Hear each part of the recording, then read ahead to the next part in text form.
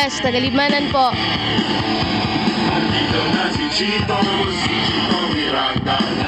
You're ready, kids? Let's go. Come on in, it's sure.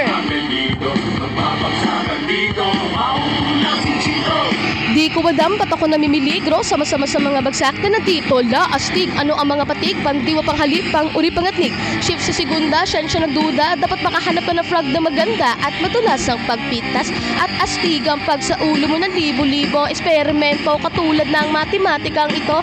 Di ka ba nagugulat sa mga naganap? Ex na hinahanap mo ba'y sikat? Para bang panaginip na di ka na magising?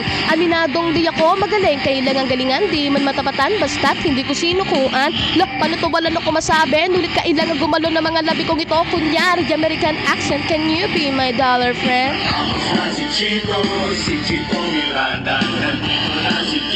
Si Francis Magalona. Okay, cut Black 9.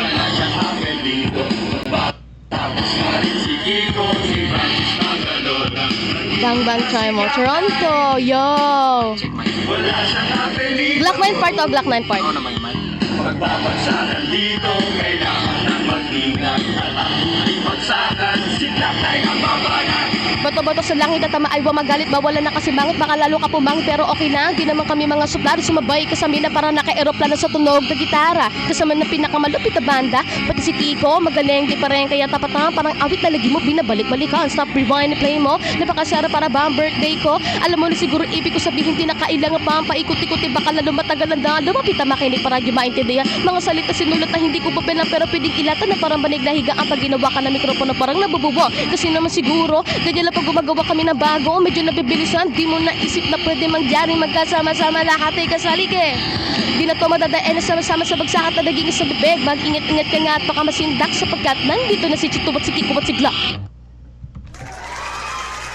Woo! Thank you so much guys, so that is sumakit yung ko, sumakit yung braso ko, bagsakan. Maraming salamat sa mga bumoto sa akin dyan ng bagsakan. Okay, manalo na kaya next po lang ama Filipina Bicolana. Okay, tatanggalin natin yung bagsakan. Tapos ang isusunod ko naman dito ay mga kanta ni Andrew E. Let's try.